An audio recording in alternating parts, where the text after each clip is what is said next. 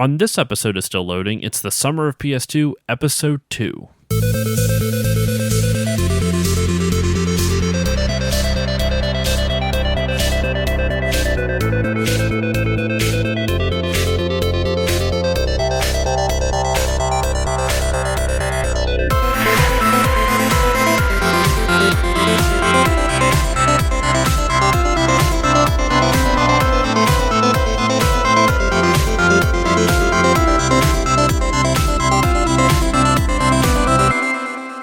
Hey everyone, it's Josh, and welcome to this second episode of the Summer of PlayStation 2.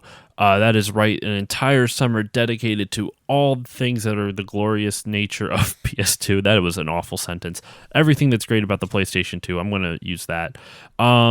This week, we are continuing on with kind of opening the series and talking about the big three in platforming games for the console, with Jak and Daxter 1, Ratchet and Clank 1, and of course Cy Cooper 1.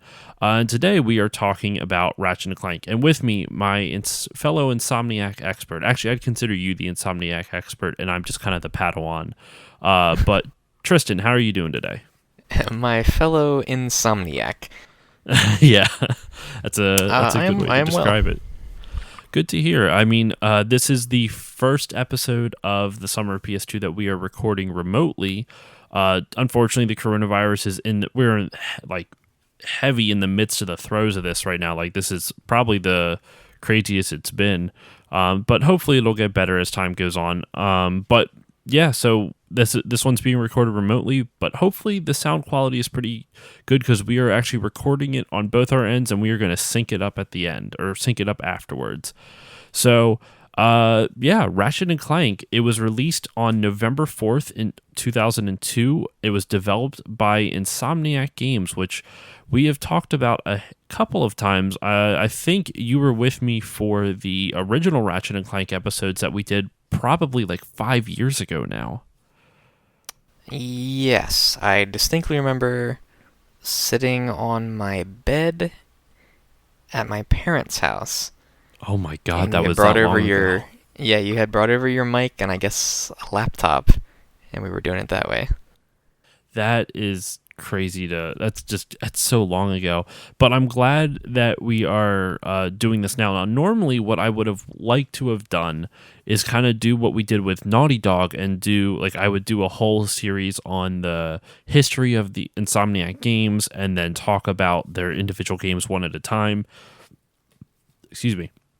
But since I didn't quite get to that, and we still have, I think, 2 Uncharted games left, and then we still have to do like Last of Us and a couple others for our Naughty Dog series, but we're going to kind of jump the gun on the Insomniac series and talk about the first Ratchet and Clank game here. So yeah, like I said, it was released in 2002, developed by Insomniac Games. It was their first PS2 title, and it originally was not going to be Ratchet and Clank. It was going to be something different. They were developing a game for the PS2 called I-5, also known as the Girl with a Stick, and it was it was. I saw they had gameplay video of it, and there wasn't enough there to really make a solid opinion of it because it was just kind of just all prototypes, but it was inspired by Zelda and Tomb Raider, and the idea was scrapped because in those early prototypes that we saw, it was not very fun at all. So they only had 2 months to come up with a new idea, and they decided to make a universe centered around aliens and crazy weapons and gadgets, and thus Ratchet and Clank was born. So I guess for you, Tristan, I think what a good thing to kind of lead off this conversation with is our own personal histories with the series and with the games themselves. I remember when we first became friends that I had rented Ratchet and Clank because I had a PS2 and you did not have one at the time. And you wanted to come over to specifically experience Ratchet and Clank. Do you remember any of that? Yes, I remember.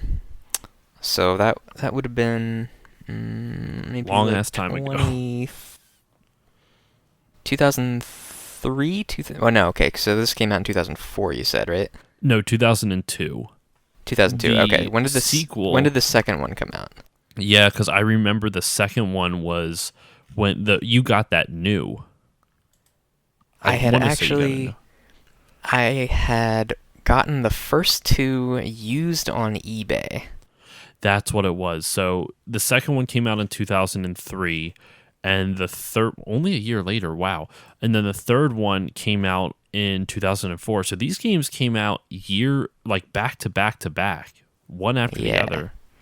Yeah. Okay, so it would have been 2004. I had a GameCube because all my friends at the time were all like into Super Smash Bros. And everything. And I really, really enjoyed the Ratchet and Clank commercials. I thought they were like super funny. They were. You know, I the think that like the I might try Sheepinator to and find a everything. clip of them. Um, and it was like, yeah, Josh has a PS2, and yeah, I guess you had rented them first, and then I was like, I'm buying them, and I bought them before I had actually gotten my own PS2. Oh yeah. Um, right, cause I was like really into eBay at the time. Like I was like, oh my god, why doesn't everybody buy everything on eBay? Because you can always get it so cheap. Um, and I think I ordered these games and the PS2 at the same time, but there was like a mix-up on the PS2 seller's side, so it took like an extra 3 weeks to get it to me. Oh my So I god. was like, Oh, I Josh, remember I'm gonna that. need to play my games over at your house. I remember that. I remember I rented the original one from Blockbuster back when that place was still open. And it's funny because a lot of people talk about remember renting games that are older than this from Blockbuster, but since you and I are like we're in our 30s, it's a Ugh. little bit, yeah, it's weird. Though you just turned 30 in February, right? Yeah. Yeah, I'm hitting 31 this month actually, so or the month we're recording this. Um, so it's strange though because a lot of people always talk about renting like NES games and Super Nintendo games, and then I remember renting some N64, specifically like Pokemon Snap and a couple others. But I vividly remember renting a lot of PS2 games, Ratchet and Clank being one of the big ones, and it's strange. I There's a thing with games that you and I have both gotten into that I find interesting. My love of them comes from because I would try out the game first and I'd be like, okay, this was fine. And I was not that hooked on it. I was not like completely blown away by it. But then you would get hooked on it. And then your passion for those games, the Uncharted was like this too. Uncharted and Ratchet and Clank, I like so much more now because you got so into them, and I saw all the thing. Like your observations made me go like, oh, you know what? That was actually a pretty good game. I should go back and play that. And now I think Ratchet and Clank, out of any franchise that in video games, I think it's my favorite. It's like watching the world through a child's eyes, and their wonder just makes everything much better for you. Apparently, you're my child in this I analogy, which am is a that little weird. child. You are that child. It's a little strange, but yeah, that's kind of our personal backgrounds. And is there anything else that you didn't get to say about like your personal background? I didn't want to like if I wasn't sure if I cut you off too early from your story. No, no, just that that was Ratchet and Clank was really just the driving force for me to get a PS2 in the first place. And it was, oh man, the PS2 has so many good games on it. Like, and that's why we're doing this whole summer of PS2. I'm excited for everyone to hear what I got coming up over the next couple of weeks. So let's dive right into it. So Ratchet and Clank is a 3D action platformer game. Like I said, developed by Insomniac Games, and it's interesting because it goes a little bit lighter on the platforming elements, but it goes pretty heavy on the action elements. And specifically, probably the most well-known thing, I would say Ratchet and Clank is known for two things, in my opinion. I think a close third would be the visuals. The visuals are excellent, but like the weapons and the humor. Would you agree? Yeah, for sure. And you can really feel Insomniac getting their foothold on this game series. I mean, obviously because it's the first game, but it's very interesting to go back and play it and see what everything is missing compared to the modern installments. And we've talked about it before, but like the second game in the series really kind of set the template for what the series is now. And but the first game, it still set like the groundwork for a lot of things. I would say its sense of humor isn't quite as well refined. It's a little bit more childish, and the newer games, they go for a little bit more like innuendo, but not like but like not in your face. Yeah, yeah. I mean, you even just with the titles, it gives you an idea. Mm-hmm. Yeah, you're right, because you know what, the second one is Going Commando. Third game is Up Your Arsenal. Fourth game, well, after that it kind of like peters off, but there was the PSP game Size Matters. Like they put it right on Front Street pretty much. But I think Into the Nexus was originally supposed to be like, oh god, what was it? Into the Nethers?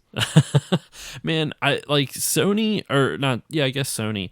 Whoever is the marketing guy who's getting rid of that, I'm really bummed out, because what is it? All for One was going to be foreplay, and they decided to not go with it because it was too sexual. I'm like, that was like, they could have spelled it FOUR, so it still would have worked. No kid would have understood that. Sure. Or for space play. It didn't even have to be one word. But yeah, so Ratchet is we should describe the main character. So Ratchet is a Lombax. I don't think Lombaxes are real, right? I think correct. That is, it's like a it's an Otzel. Yeah, it's kind of like like an Otzel from Jak and Daxter, like a fictional animal. He's kind of got like Ratchet kind of has like ears that looks like my corgi actually a little bit. Yeah. And it's kind of like a ferret, a weasel. Like, I don't know what animals do you think kind of make up Ratchet? He's definitely got kind of a fox. Kind of, yeah, like a little foxy, maybe a little bit of a bandicoot in there. I could see that. So Ratchet is a Lombax, a fictional type of animal, creature, being, species. And his sidekick is Clank, who's a little tiny robot. And so the premise of this first game is these two unlikely heroes meet up together because Clank is a robot who you find out later is being made by the villain, which we'll get into. And he's one of the defective robots. And so he escapes from this facility and crash lands on Ratchet's planet. And Clank strongly feels the need to save the universe because he knows what Chairman Drek, that's the villain's name. I almost forgot for a second. But the evil man who created him, Chairman Drek, he knows what his plans are. So he's going to warn the Galactic Rangers, or no, Captain Quark. He's going to warn Captain Quark to hopefully stop Chairman Drek. And he crash lands on Ratchet's planet, and that's how the two meet. What do you think of? I mean, the story is pretty simple, but like in overall, like what do you think of these characters? Like what do you like about both of them? I like that they both have their own kind of separate motivations that just so happen to kind of come together. Because like Clank wants to find Captain Quark because he's like, you know, the hero that's going to save the universe or whatever. And Ratchet really just wants to go on an adventure, and like he's kind of idolized Captain Quark because you can see like in the opening he has his little Captain Quark poster in his like workshop, and that's where Clank is like, oh my gosh, you know Captain Quark, you have to take me to him. And I don't know, I just like that kind of Ratchet ends up kind of fighting for the noble cause, but getting there, he's just doing it for his own reasons. Yeah. I think they kind of stripped away some of that, and we'll talk a little bit about its remake from 2016, its reimagining as they called it, but I do think they lost a little bit of that character development in the reimagining. Do you agree? Like, I mean, they added more interesting characters. I shouldn't say more interesting. They added more characters to the story with like, what is it, Baron von what's his face or whatever. Who's voiced by Sylvester Stallone of all people. That still blows my mind. I'm trying to remember what that guy's name is, but yeah. They definitely stripped away a lot of the original kind of conflict between the two of them. Which so I watch a fair amount of like the kind of funny content, right? And Kind of funny for when those they had who don't originally, know is Greg Miller, formerly of IGN, and his friends, right? yeah, a bunch of ex-IGN guys. But I guess when the remake had come out, Colin Moriarty was still with the company, Mm-hmm. and his big takeaway on why he liked the new one so much is because the characters actually liked each other. And he kept saying that, like, oh, in the original, like, they hated each other. Which I thought was kind of a weird take, because it's like, there's definitely conflict between the two characters. Around, like, maybe a third of the way through the game. Definitely. But I feel like they didn't, it wasn't a, like, oh god, I hate you. It was like, it's like you have a friend who wouldn't listen to you, and then something bad happened, and you're just, like, really frustrated with them, and you're just trying to, you're kind of wrestling with that emotion. Mm-hmm. Which I thought made the characters a lot deeper and, like, more relatable. Because in the remake, it's just kind of like, it's like your little kind of happy-go-lucky Pixar movie type thing where, there's bad stuff happening, but it's pretty clear, like, who the bad guy is. Mm-hmm. And I don't know, I like the little bit of ambiguity in the original. I really agree with you. They in the original, pretty much at that point where what you were talking about, where Ratchet gets pissed off at Clank, is because up until that point they've been searching for Captain Quark, so Clank can tell Quark, warn Quark about what Chairman Drek is doing. And I guess we'll talk about the plot in a second. Not the plot, but the overarching evil scheme of Chairman Drek. But Ratchet's warning him that Quark is giving off bad vibes. I don't remember if Ratchet knows for certain that Quark ends up, spoiler alert, is actually a traitor. But the whole game starts out with Clank wanting to get to him so he can warn him, and Ratchet wanting to get to him so that way he can become a hero. Like you said, Ratchet wanted to get there for selfish reasons, while Clank wanted to get there for the betterment of mankind, or of the universe, the galaxy, yeah. Exactly. And yeah, so they complete Quark's superhero course to meet him, and they meet at his private headquarters after surviving his obstacle course, and then Ratchet and Clank are betrayed by Quark, who reveals that he was working with Drek the entire time. And what Drek has been doing is that he is blowing up planets and taking the best parts of them so he can create a perfect new planet for him and his race that they have polluted to hell and back. The Right. Blarg, I believe, Yeah, is his race. Correct. Yeah, so like when they finished off that superhero course, it was Quark's like, "Oh, come, please step on this platform." Like, really And Ratchet's awkwardly. like, right, and Ratchet's like, I got a bad feeling about this. And Clank was like, "No, come on, this is what we've come here for." And then they immediately gets like dropped into a volcano where they have to fight the Blargine Snagglebeast. That's totally, one, not a bad Clank impression. Two, the Blargine Snagglebeast is definitely a ripoff of like the Rancor from Star Wars. At least that's how I. Oh, totally. I mean, Yeah, it's great, yeah. but yeah. So Chairman Drek is destroying the planets, and so basically after they get that moment that we were just talking about, where Clank's so sure that Quark is a good guy and Ratchet is fishy about it. That's where the divide comes from. And like you said, it makes sense why Ratchet would be so upset with Clank for falling into such an obvious trap at that moment. Like, it seems too strange that Quark just keeps stringing them along over and over and over again. And it kind of builds their character even more, not just because of the fight, but it kind of shows a little bit of the type of characters that they are kind of throughout the rest of the series. Ratchet is always going to be kind of like that slightly dorky but mostly cool type of character, and Clank is just the complete dork who's also super naive because he doesn't know any better yet. He hasn't lived a life yet. Right, yeah, I mean, he's only, like a few days old? Yeah, he doesn't understand that people can just lie to you, that they, like, he understands, he has a clear moral compass, but he doesn't understand that people who pretend to be good can actually be bad. And it's a very interesting it's kind of strange how they kind of show all this in the guise of this very childlike game, this very goofy, kid-friendly game. But yeah, it adds in even more depth because they eventually overcome that divide between them, and like that whole story again is very human of like getting over the thing that really broke the two of you up and kind of coming together for the greater good. Mm-hmm. And which again, it was like probably a third of the game. So you have like the first third where they're buddies, and then that happens, and then like the middle third, Ratchet's pissed, and then the last third they're like, okay, we're buddies again, and we're going after Drek. And Ratchet is like super passive aggressive towards him during that portion. Mm-hmm.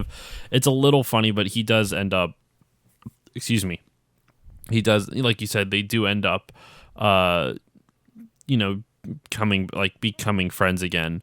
And you find out the reason for Quark's betrayal of them is that he is going to be the spokesperson for the new planet, and he's essentially going to get a big ass payday. And that's his whole logic for doing it. And Quark's an interesting character throughout the rest of the series because he is very much he's not like an he's kind of an anti-hero, but he is, what's the term for someone who's like neither good nor bad? He's just like, he's pretty much like chaotic neutral. Yeah, he's morally ambiguous. Yeah, he just does his morals are, how does this benefit me? Like, he's a very selfish character. Right. And that's his entire motivation. So Ratchet and Clank keep basically, as you go through the game, you hop from planet to planet, and you get different tips on what could they be doing next, where should I go next, and eventually you do make your way over to fight Chairman Drek, which I believe he fights in a giant mech suit, if I remember correctly. Yeah, it's actually on Ratchet's home planet, which is like the final one that he needs. Oh, right, no, because Ratchet's planet, Veldin, has the ideal orbit around a particular star. Mm-hmm. So they don't want a piece of his planet, they just want to blow it up and put their planet in its place. That's what it was, yeah. So they're like at the site of like the laser bomb or whatever. And yeah, Drek's in a big mech suit, and he's basically fighting for the existence of his home planet.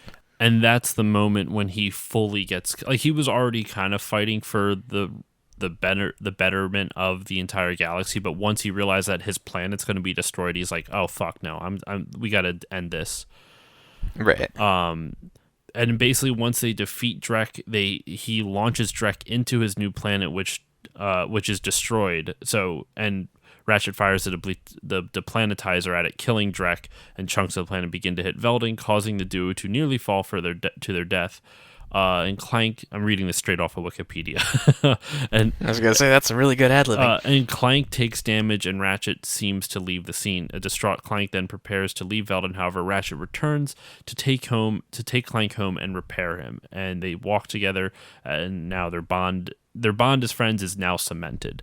So, to kind of go back to what we were saying about the differences in terms of narrative, specifically between the original and the 2016 remake or reimagining, that's kind of it right there. Like, they were such fast friends in the remake, and in the first game, they have to work for it like an actual friendship does. Like, you can't just, like, you have to earn that shit. It's not just given to you. And that in that game, it's very much given. Though I do enjoy the remake more just for the sake of better gameplay and better mechanics, but you're also looking at that with what is at that point 15 years of hindsight. So it's a little unfair to compare the two on gameplay merits. Yeah, and another comparison, just the weapons. Mm-hmm.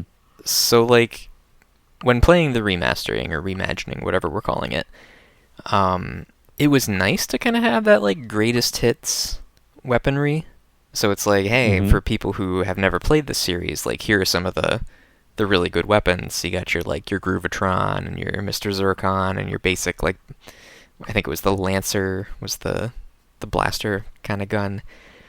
And that's cool and all, but you lose a lot of the charm of the original, because in the remake it's like, it's all kind of like special ops weapons made by the Rangers that they're giving out to like all of their people. Mm-hmm.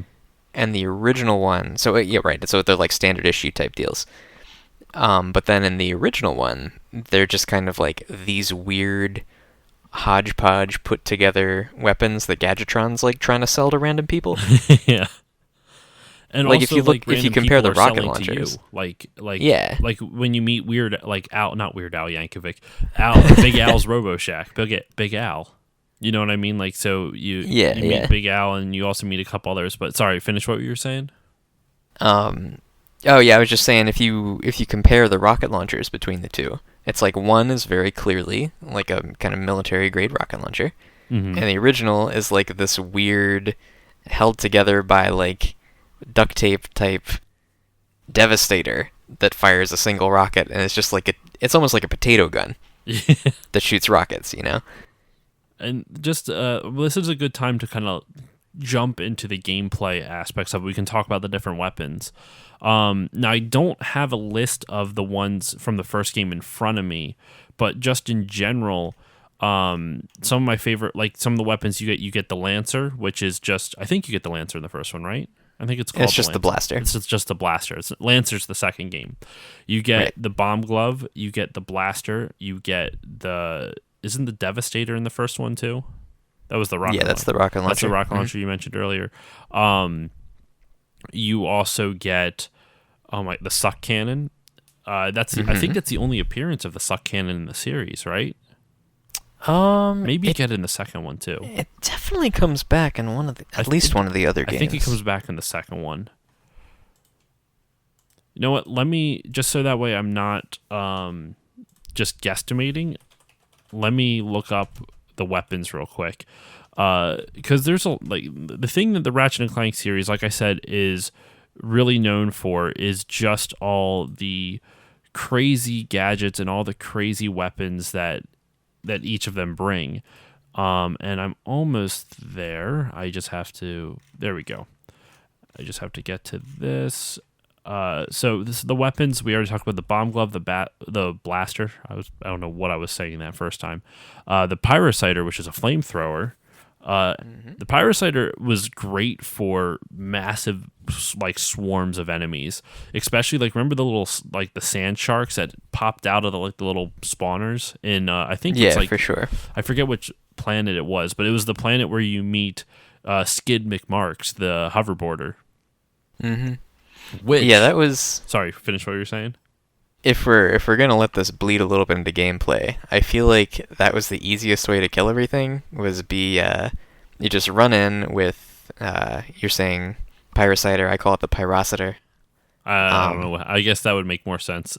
I don't know. I mean, it's either one has pyro in it, but just so people aren't confused, I'm gonna keep calling it the Pyrociter. Sounds good. And you just run in the middle, hold down the trigger, and just spin in a circle. And like that was the easiest way to kill everything. And then just thinking, so we would use that for the sand, like anything that was small and easily like you could like just take out in like large groups like that. The sand sharks are the ones that come to mind for me. And like I said, you meet Skid McMarks on that planet. Fun fact: the voice actor for Skid McMarks is Neil Flynn, the janitor from Scrubs. Oh, right, cool. I forget looking that up. I forget where I read that or how I discovered that, I should say, but that was one of the craziest discoveries for me. I have a signed copy of the original Ratchet and Clank by the voice of Clank, David Kay. If I ever get a chance to meet Neil Flynn, I want him to sign that as well, because that would just be really freaking cool. Eventually get all the voice actors to sign it. Though the voice actor for Ratchet is James Arnold, but not in this game. It's Mike Kelly. So it was a different voice actor in the original game, and then it's been James Arnold ever since. Another weapon in here, though, the Taunter, which just taunts enemies. It also breaks boxes. Mm-hmm. There's a fun glitch you can do with it. So the best weapon in the game, actually, once we get to the best weapon in the game, well, I'll talk about how the Taunter can help you get that. But then you get the Mine Glove, which, you just toss mines, and then essentially once an enemy gets near it, spikes pop out and goes after them. I think that's what it was. Yep. Yep. Glove of Doom, which is the predecessor to Mr. Zircon that everyone knows, and later on in the series, it was just a bunch of little tiny robots, like suicidal robots that just ran at enemies. Yeah. Yeah, I think it was in later games they kind of revamped it so that it worked a lot more like Zircon, where they would kind of they had like jetpacks and they would fly around around you and like shoot rockets and shit. That. You're right. There's also the drone device, which essentially I don't think it was just called the drone device, but it was the drone glove, I think, and you would just essentially throw down turrets. There was, wasn't there one that like it was like a shield for you? There was. God, there's so many games and so many weapons. It's hard to. That's why I have them in front of me here. Let me double check that I'm remembering what the drone device is. I'm sure people can hear me typing too, but hold on. Ratchet and Clank drone device. I think that's what it is. That drone device. I mean, I don't remember. Yeah. Yeah. Yeah, they spin around you and they like block incoming stuff. That's and if you run into guys, it explodes. So then you also had we already talked about the Glove of Doom. Decoy Glove, which just throws a decoy, like an inflatable decoy of Ratchet out. Speedrunners use this glove a lot to break through barriers. Like it'll push like the Ratchet character outside of the walls. So that way you can explore the level outside of out of bounds. Mm-hmm. The Walloper, which was just a giant boxing glove that you just slammed forward with electricity around it. Did you ever find use for this gun? This weapon? I never really used the Walloper. I feel like if I was out of pyrocitor ammo, that was good. And I'm pretty sure you could break the the heavy metal boxes without needing an explosive. I didn't think about that. So it was handy to have because I don't think it had ammo. So you could just like pound your way out of everything. Then you have the Devastator, which we already talked about. It was a rocket launcher, probably my favorite weapon of the game. Well, not my favorite, but probably one of the best ones. The Visibomb glove, that one was awesome. Not the glove, sorry, just the Visibomb. That thing was awesome because it was a missile launcher that you could actually guide the missile. You would essentially, once you fire it, it would go into like a first-person camera of what the missile sees, and then you could direct it around the level and then shoot at stuff. Yeah, man, the Visibomb was like a game changer for me because I was like not good at this game back when we first got it. Dude, this game was tough. This game was really tough, especially for as a kid. I still remember there's one level. I'll see if I can look up the planets while you're talking, but there's one planet that this weapon saved me so many times. Yeah, so for me it was the one where you could use the taunter to bring like the crab guys into the electric fences. Mm-hmm. That was huge for me for the Visibomb because it was like there'd be so many times so there's like a helicopter around the corner and you'd have to like jump out and aim at it and shoot, and by that time you'd get shot and you'd just die. So with the Visibomb, you're like, I'm just gonna shoot this around the corner and blow that guy up and not lose any health, and it'll be great. And a big part of that is that they didn't have lock strafe mode yet. I forgot about which that. I think came into play in the third game. They had kind of basics of it in the second, though. Yeah, like you could hold R1 and then it would kind of, or R2, one of the trigger buttons. Yeah. And it would kind of do it. Just my most recent playthrough was like a few years ago on the HD collection for PS3, where they do have lock strafe mode on all three games. And I was running into areas where it was like, this used to be really, really difficult, and now it's not. And I don't think it's because I'm like that much better at the game or anything. I think just the controls are way easier like that. Oh, 100%. I would say the biggest problem with this first game are the controls. And there is one thing that every Ratchet & Clank since has done. When you're switching weapons in the newer games, it pauses everything that happens, so it gives you time to pick what you want to do. Hmm. In this one, it does not. In the original game, it does. The remake, it pauses, but in the original 2002 release, every time you tried to switch weapons, the enemies could still shoot you, so you had to be fast. I did look up the planet. It is Altanus, the Altanus orbit, and it's kind of like a space station looking type of thing. And there was like all these like energy walls that were up everywhere. And I just remember for some reason that planet, that area just was so difficult for me to get through. And the Visibomb glove, or I keep saying it's a glove, it's not a glove. The Visibomb gun is the only reason I was able to actually get through that on my first playthrough. I just remember how difficult that was. Yeah, yeah. So then I think this one is one of your favorites, the Tesla Claw. Dude, the Tesla Claw, especially the gold Tesla, version, is sorry. so OP.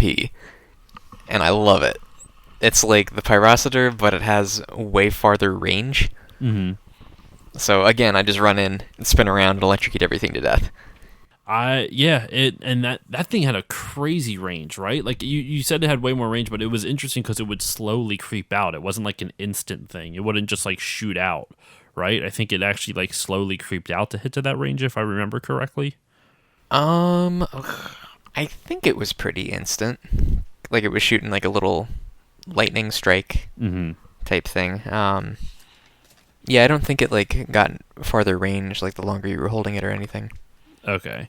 But Some of the other weapons before we get to the new one, or the best one, is the Morpho Ray, which turned enemies into chickens, and the Suck Cannon, which sucked everything up, and then you could shoot them out as like short range missiles, and those things were super powerful. If you could only suck up like small small enemies though. You're sucking up like chickens. that's messed up, man. You, dude. You could. I bet you if you turn a bunch of enemies in with the Morpho Ray, you can suck up the chickens and shoot them out. Ooh, that's a good point. I We never probably thought should about try that that. combo. So in the last one, the best weapon in the game, it was called the Rhino. It was an acronym and it stood for Rip Ya a New One. And every time I say that, I have to say it like the guy who says it in Blackwater City in the game. Where he goes like, you got to Ratchet asks if he has any weapons, and he just goes, "Rip Ya a New One." And just It's like, what did you say to me? yeah. Forever the tough guy, Ratchet. Oh my gosh, I love it. And just his delivery of that, it was so sleazy, it was so perfect. The Rip Ya a New One. So the Rhino is the most powerful weapon and effective weapon in the entire game. It was pretty much like what's interesting is the Rhino in each game is slightly different. I forget what this one actually looks like though. So this one, it was like it was like a rocket pod, basically, where it had 9 barrels, and you would pull the trigger, and it would just shoot 9 rockets that would kind of like lazily meander around towards a random targets. Yes, and it was like it was 3 rows of 3. It looked like a tic-tac-toe board, but missiles just came out of it. Right, right. And it was kind of frustrating to use in like regular levels because you're like, that's the thing I want to shoot, and a bunch of the rockets are just like flying off the screen, not at the thing I want to shoot. But if you're fighting Drek at the end, I mean, you can kill him in like phase 1 by just holding down the trigger with the Rhino. Oh, it's great, and it's so worth getting for that reason alone. But granted, the price. So every one of these weapons, for the most part, you have to buy from a Gadgetron vendor. Gadgetron is essentially like the big corporate overlord in the Ratchet and Clank galaxy. But there's other. What is it? What was it in the second game? Megacorp, I think. Right? Megacorp, yeah. So there's usually like a big overarching like corporate entity that just sells all the weapons, and they kind of play fun with that a little bit. They kind of play up their like the horrificness of the corporation as a joke. But every weapon for the most part costs something unless you find it playing the game. Like the Suck Cannon you don't pay for, you just find it. The Morpho Ray you don't pay for, you just find it. Stuff like that. All of them are for the most part, 15,000. We didn't even talk about the currency, bolts. You collect bolts throughout the game, and that's what you use to spend. Kind of going along with that whole robotic theme that I mentioned at the beginning of the episode that Insomniac was trying to go for. So like up until that point, probably the most expensive gun. I'm looking at the prices now. Now, granted, this is somebody's walkthrough, so hopefully they're correct. But it was, I think it's like 40,000 bolts is the Tesla Claw, 30,000 if you have the Persuader, which is like a little gadget you can get that basically makes all Gadgetron stuff super cheap or cheaper. So 40,000 bolts. The Rhino is 150,000 bolts. And that takes so long to get. Yeah, for sure. Long. Especially if you're trying to, like, buy the other weapons and gadgets that you need for certain planets, or if you're purchasing the, God, what are they called? The little robots that give you new locations. Yeah, the infobots. Right. So the what I was going to talk about with the taunter before, there's a glitch you can do. You can glitch yourself out of bounds on Blackwater on Blackwater City, that planet. And on some of the planets there is mini games, usually some type of race in a lot of Ratchet and Clank games, and this one has a bunch of hoverboard races. So if you can, now normally what you do is you talk to somebody, you enter the race, and then you go do the races, you get some prizes, and I believe some of the races are necessary. I believe you get one of the weapons or one of the gadgets from the race. But in this, you can use the decoy glove to glitch yourself out of the level, and then you can fly. The racetrack has already been rendered and loaded. It's just at a different portion of the on-screen map, and you can fly down to it, and there's boxes there for you to break. So you can earn bolts not just through winning races, but also through collecting them on the racetrack by destroying boxes. So what you do is there's a stack of boxes. There's it's the largest stack of boxes on the level. You just pretty much press and hold the taunter button, and it automatically breaks the boxes, and you can just collect bolts. I forget what the rate is, but it's like surprisingly, it's a lot faster than you could do by collecting it on your own. And so I did that one time because I didn't feel like just wasting hours and hours and hours trying to get the Rhino just for fun. Because I had already beaten the game at that point. I just wanted the Rhino. So I stood there, I taped the circle button, which is the attack button for the original game. Later on, it would be R1 in the newer ones, but I just taped the circle button down, and I just let it go. Mm-hmm. And it worked out great. It worked like a charm. I got 150,000 bolts, and then I got the Rhino. It's interesting. There's some glitches, and even in the HD remake, not the reimagining, but the HD remake from 2013 for the PS3, you can do that, but it's only like a one-time thing. In the original game, you can do it as many times as you want. Yeah. So I didn't do it in the original game. Mm-hmm. I did eventually get the Rhino after, like, I don't know, 3 or 4 playthroughs. Oh. But, like, back then, because it wasn't about getting trophies or something, it was just like, I really enjoy this game, so I'm going to play through it a bunch of times. So it wasn't, like, that big of a hassle. I do still plan to do it in the HD remake, because one of the trophies is get, like, 1 million bolts, and there's no way I'm doing that legit. No way. Absolutely not.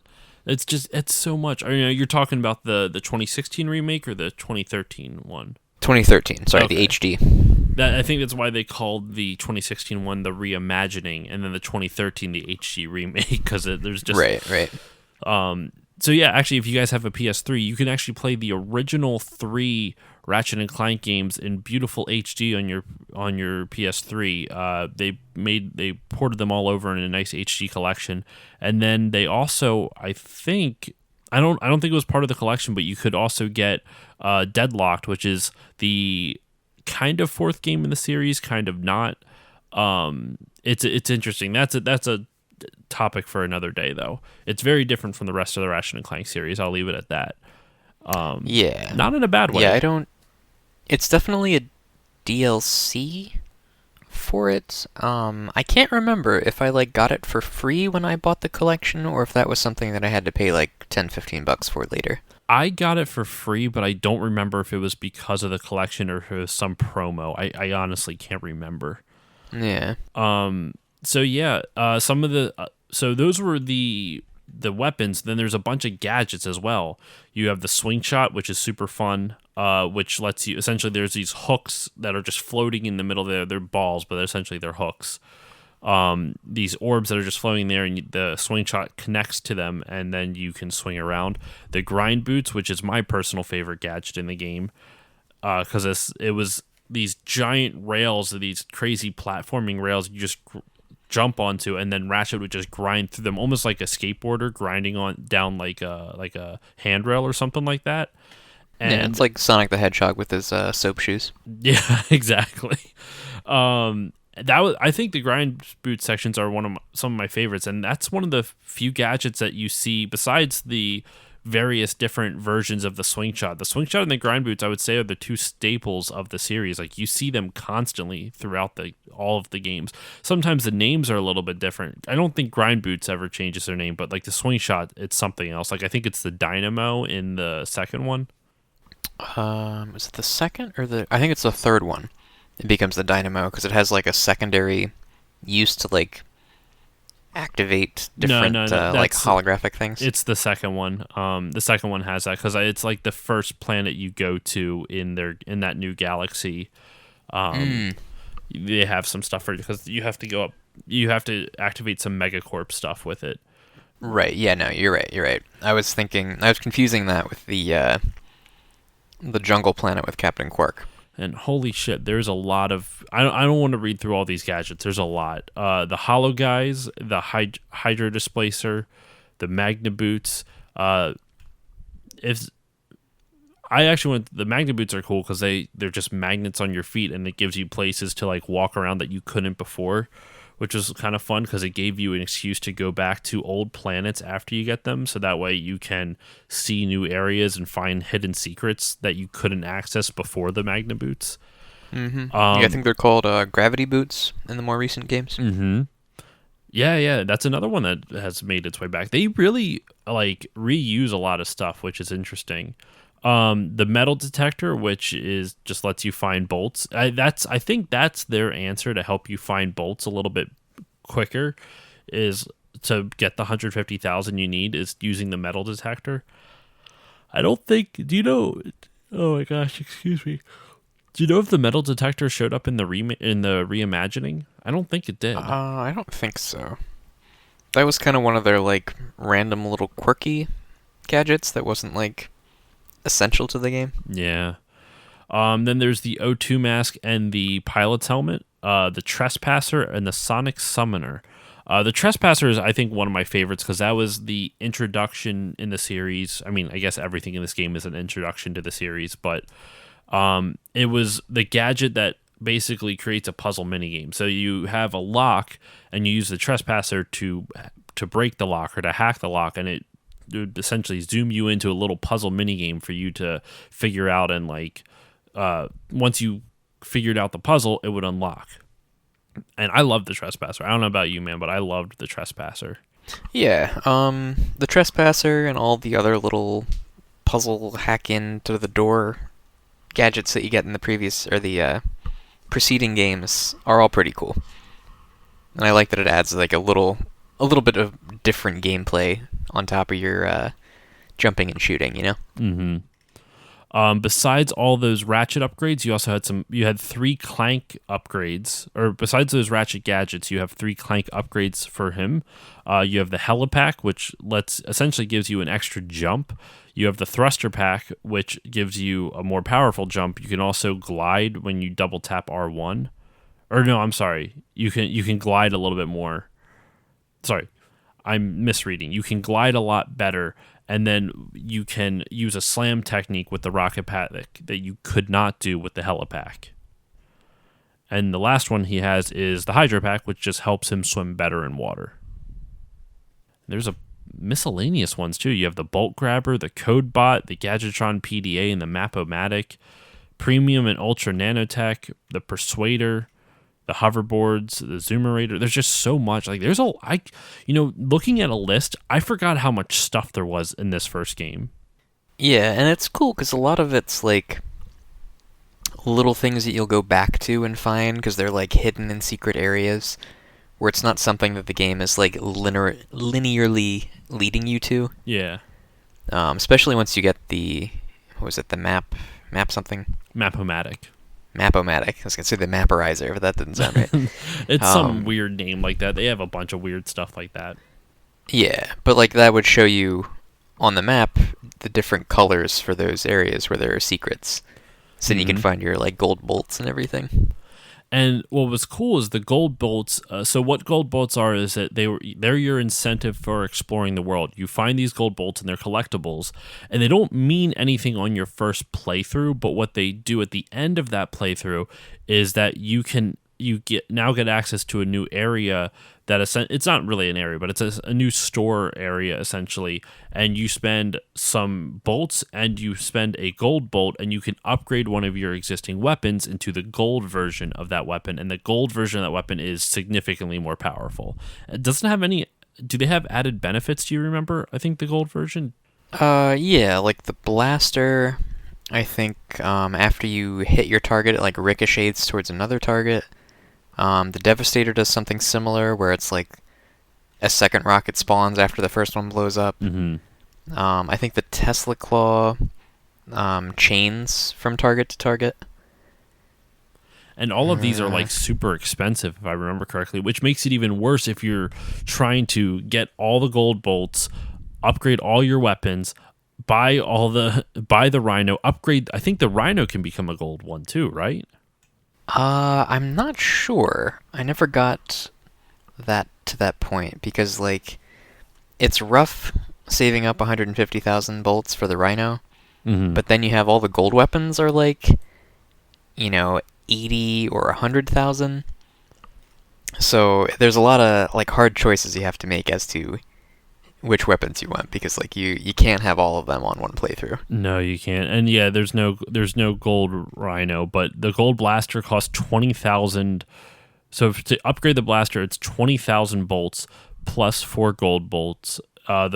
Almost all these are 4 gold bolts a piece, and they're minimum of 10,000. The cheapest one is the Mine Glove, which is 10,000. The Pyrocitor, as you call it, or Pyros. I like Pyrocitor. I think it sounds better. That's 30K. The most expensive one, I'm seeing 60K for the Tesla Claw. And the Devastator is also 60K. Okay. And of course, plus your gold bolt. So if you're looking at that, like if you're like all the original prices of all those, which are expensive, like, well, not that expensive, but like 40K for the most expensive one. And now the minimum for this is 10K. So if you're looking to upgrade all the weapons, is assuming you have all those gold bolts already, that's 10, 20, 40, 100, 120, 130, 150, 180, 190, 250,000 bolts to upgrade all of them to their gold status, and then you would spend the other 150K on the Rhino, and that's also not counting the bolts that you have to spend on your original weapons, as well as any infobots and other gadgets you have to pay for. So it's a lot. Yeah, man, it's rough. Did you ever get all the gold weapons in any of your playthroughs? You played this a lot back in the day. Like I remember you had like numerous playthroughs on all the Ratchet and Clanks. Yeah, I don't have my PS2 here, but I'll have to check, because I know I have most of them in addition to the Rhino. And I think it's like 4 or 5 completions in that save game. But I don't think I got all of them yet.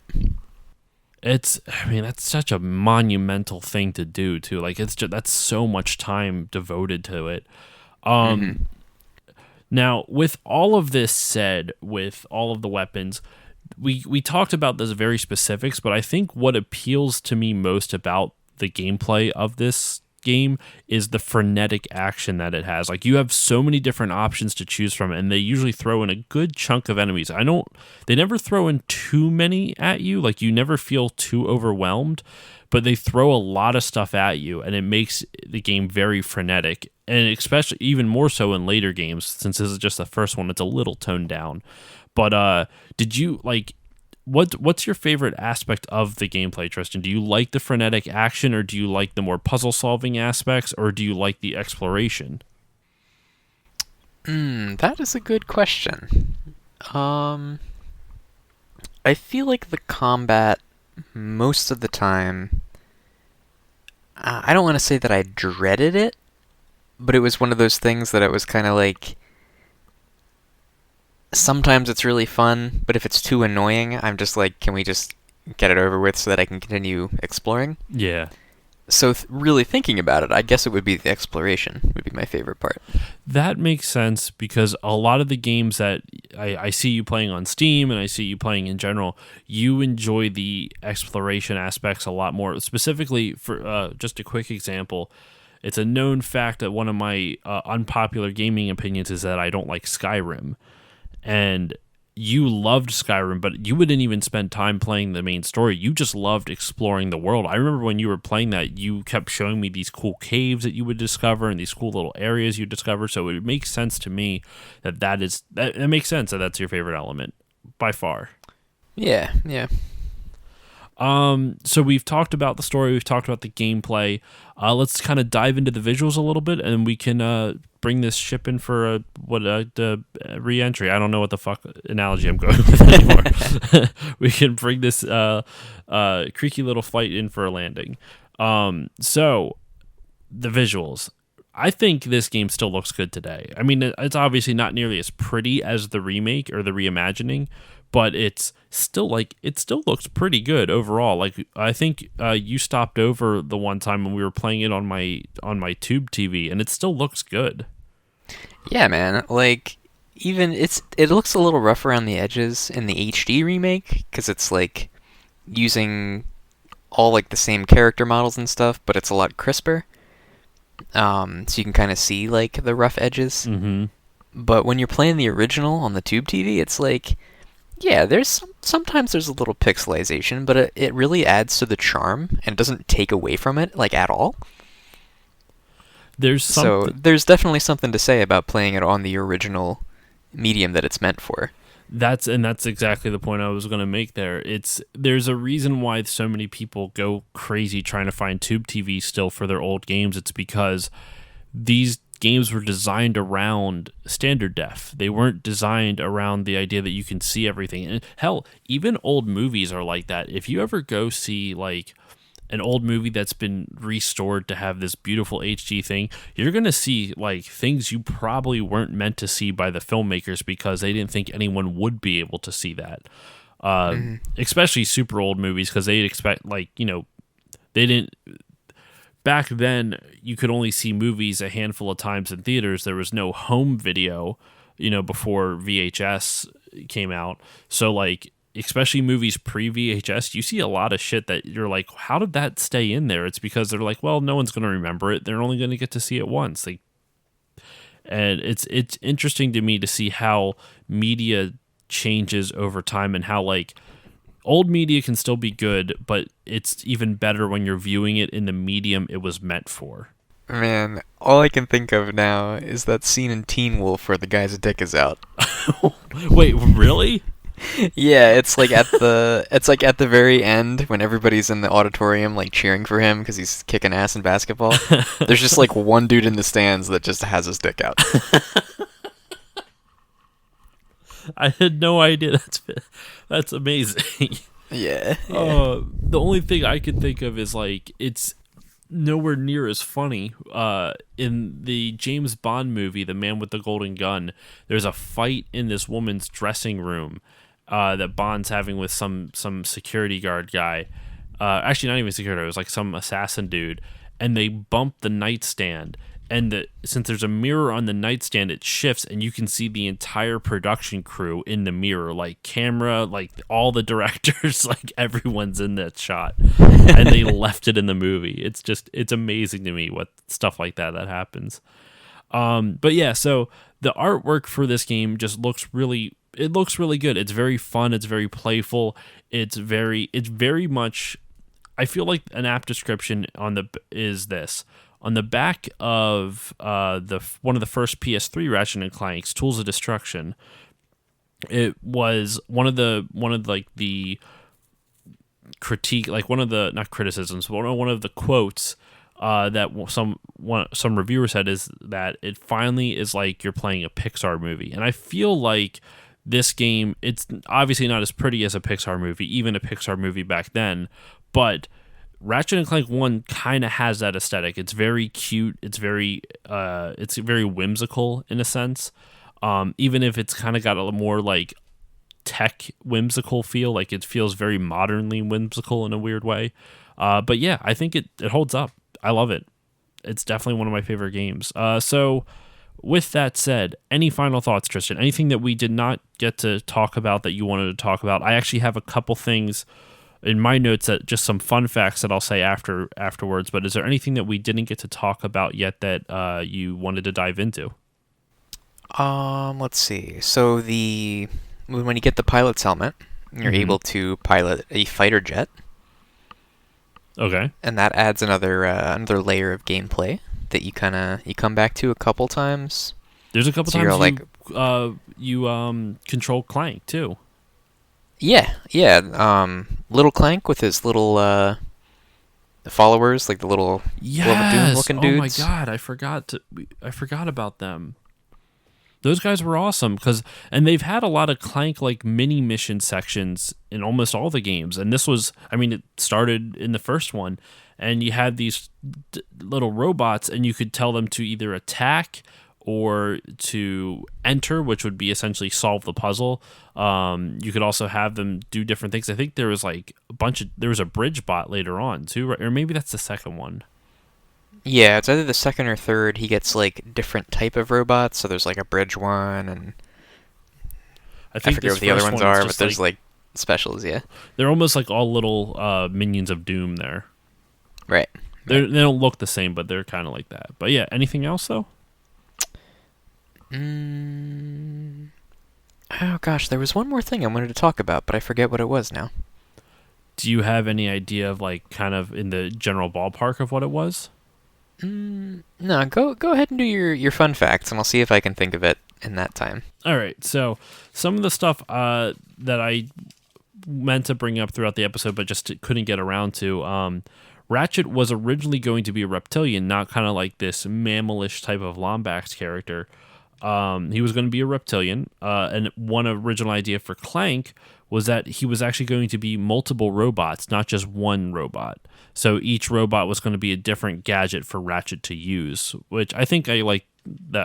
It's a cool idea, but I like more what they did of keeping Clank as a character versus he wouldn't have been a character then if he was multiple robots. And I like the fact that he was kind of like, I don't know if he's a foil for Ratchet, because I always forget how the literary term foil, like in terms of like books and writing and stuff, like what a foil actually is. But he's a good counterpoint to Ratchet. Yeah, and that works well for kind of laying out the characters. Mhm. So not just Clank, but like it helps as like a catalyst for Ratchet's character. Yeah. Because otherwise, if you look in other similar games, so like Half-Life 2, you play as Gordon Freeman. He doesn't talk, but Alex talks, and your like interactions with her kind of give you get to know the characters better that way. Yeah. Versus like maybe some of the Uncharted games when Drake is alone and he's like talking to himself to kind of get that same type of banter. Mm-hmm. Yeah, so it gives someone for Ratchet to kind of bounce off of, so it adds it doesn't feel like there's as much dead air. Right. The final, so actually this might be the thing you want to talk about, skill points. So throughout the game, before achievements were ever really a thing, they had these things called skill points. And this was only in the Ratchet and Clank series. I mean, I'm sure other games did something like this, but in Ratchet and Clank, they called them skill points. And they were just little, like, tiny things that were like they didn't tell you what to do, but they were little achievement things. Like one was called Planet Buster, and if you on the one planet you see like this big spinning globe, and if you destroy the globe, if you destroy everything on it, you get the skill point called Planet Buster. So the only hint you would get is that it would tell you what planet it's on and the name. The name was the only hint you would have, so you would know what to do to get the skill point. And the final skill point in the game is Going Commando, which is the name of the sequel. That's great. And finally, the last little tidbit I have is Dan Johnson. He's an Insomniac employee who gets a hidden reference in pretty much every Ratchet and Clank game. His face can be seen on the computer monitors in the landing area out at the Blarg station and on the starfishes in Poketar. Interesting. Yeah, and I'm pretty sure, unfortunately, Dan Johnson did pass away. I believe so, because I remember in one of the Ratchet and Clanks, there was a whole he had a whole statue dedicated to him. Let me double check with that, just to make sure I'm not just like pulling it out of my ass there, but. Mm-hmm. But yeah, I'm pretty sure he unfortunately passed away. Yeah, December 2006, was a former Insomniac Games employee and artist who worked with the company for many years. And as an inside joke, Insomniac hid cameos of Johnson in many of their games. I'm pretty sure that's also where you get the skill point in the second game, Can You Break a Snowdan? Yeah, okay. I was like, this definitely had something to do with the snowmen.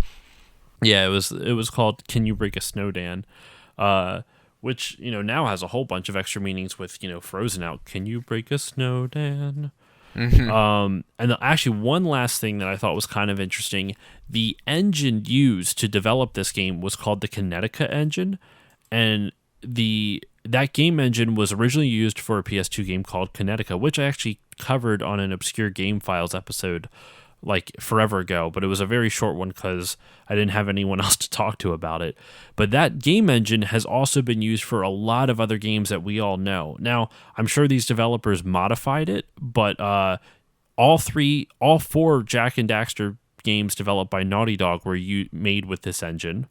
The Sly Cooper and the Thievius Raccoonus was made with this engine. The developer who made this engine was Sony Santa Monica, who also used the engine to make the God of War games, God of War 1 and 2 on the PS2. Mm-hmm. And so I find that kind of interesting how the same engine that Ratchet and Clank was using is also used by so many, pretty much actually the first 3 episodes of this series, Jak and Daxter, Ratchet and Clank, and Sly Cooper. And Sly Cooper and Jak were already recorded prior to this, so this is actually new information to me. Yeah, I thought that I had heard that, because Sony, with Naughty Dog and Insomniac were already, like, pretty good buddies since the Spyro and Crash days. Mm-hmm. Oh, you know what? I'm probably thinking of Spyro and Crash, where Naughty Dog let Insomniac use their engine. Okay. Yeah, I don't remember off the top of my head, but I wouldn't be surprised by it. This engine was also used in some PSP titles, it looks like. Some of the SOCOM Navy SEALs games for the PSP. That's interesting. Also Twisted Metal Black on the PS2. So there we go. But yeah, so any final thoughts now to wrap this up? Like, this game's great in my opinion. I mean, I think it still holds up even though some of the controls have not aged very well, and some of the game, you lose a lot of quality of life improvements, but overall I think it holds up pretty well. Yeah, just little things like I wish I could strafe, and you have to like switch to your swing shot before you can use it. Mm-hmm. I like when you can just like take a leap of faith and then hit the button and it just automatically does it. Yeah. But, that's quality of life stuff that came later. I think the only other thing I want to touch on, which you briefly mentioned at the beginning, is the sense of humor of the game. Mm-hmm. And how it's like everything is really cute and charming. And one of the lines I always remember is just how he pronounces Pokitaru. When they're like, ooh, man, like, we should go to that vacation spot. Pokitaru. But, like, in the on the second planet, I think, when you meet the plumber, and he's like, "Hey, look, plumber's crack." What did you say? I said, "Look, the plumber's back." Oh, and that Just plumber, stuff like that. It's just, he appears in like every Ratchet and Clank game too. He's almost like the Time Lord of the series. Mm-hmm. Oh my god, it's so good. So yeah, I think that wraps it up for this episode of Still Loading. Thank you all once again for listening. Tristan, thank you for joining me for this week's episode of the Summer of PS2. Sure, glad to be here. Is there any social media stuff you want to plug? Yeah, I mean, I sometimes stream on Furious Fierce. That's Fierce spelled Fearce. Yeah, I mostly do it just to, if I have a friend that I'm talking to that I want to show a game to. That's basically why I started doing it. Okay. And at this point, it's just kind of a morbid curiosity to be like, what if I do something like this? But I think as soon as I start getting followers, then I'm going to clam up. So if you want to be present for that, then you're welcome to come by. But other than that, I'll just be doing my own thing. Sounds good. And as usual, you can follow me on Facebook, Twitter, and Instagram at StillLoadingPod on all of them. You can also email me, stillloadingcontact@gmail.com, or check out my website, stillloadingpodcast.com. If you want to support the show, you can do that in a couple different ways. Probably the easiest way for all of you is just to give me a rating and review on Apple Podcasts or any podcasting app that you use. Those reviews help the podcast appear more to others who may not have seen it before, so doing that will help grow the show, and also it'll help me know what you think of it and give me constructive feedback. Also, make sure to check out the Podbeard Network, the network I'm a part of.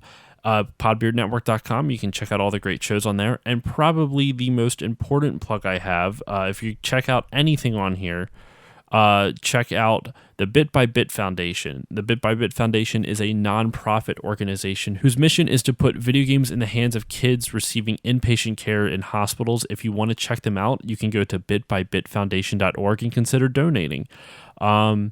Oh yeah, and I guess I also have a Patreon, patreon.com/stillloadingpod, but seriously, the more important thing is the Bit by Bit Foundation. So yeah, so thank you all once again, and Tristan, seriously, thank you for joining me. Yeah, absolutely. And I will see you all next time.